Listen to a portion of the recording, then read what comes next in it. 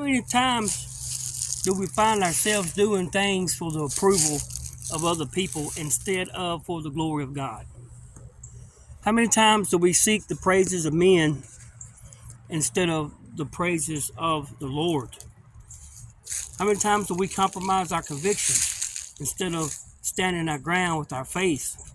The Bible warns us about the dangers of doing stuff like that, of doing it for them instead of doing it for Him, to get you in a world of trouble. Jesus said, "Woe is unto you when all people will speak well of you, for their fathers did to the false prophets."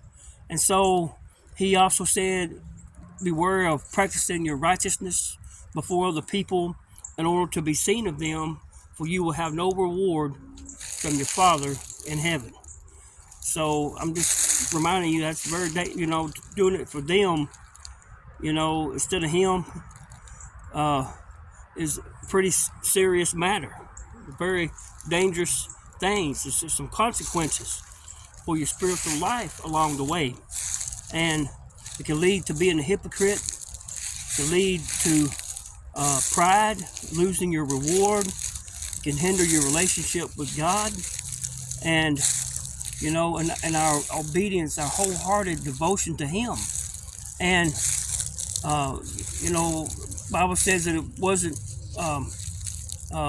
man that died for, amen, but it was Christ. Paul said, "Do I seek the approval of men, or do I seek the approval of God? If I was to please man," he said, "then I would not be a servant of Christ." In Galatians chapter 1. And so he said, "Whatever you do, work heartily as unto the Lord, not for men." Not for men. You will receive your inheritance as your reward. Amen. That you're serving Christ. That's what he says in Colossians 3. And so doing it for Him instead of doing it for them is the way to please the Lord. It's the way to fulfill your purpose. It's the way to live by faith and not by sight. It's the way to store up the treasures in heaven and not here on this earth.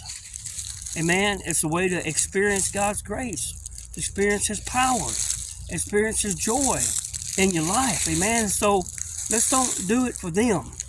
Let's do what we do for Him. Amen. Let's not seek the applause of men and man, saying, "Oh, ain't he great? Ain't he wonderful? Ain't he just cute?" No, let's don't worry about the criticism of man, but let's don't compromise our integrity and our testimony. Let's don't live for ourselves, but let's live for Him who died for us, rose again. Let's do it. Let's do it for Him and not them. How about that? Because He's worthy of our love and our praise and our service.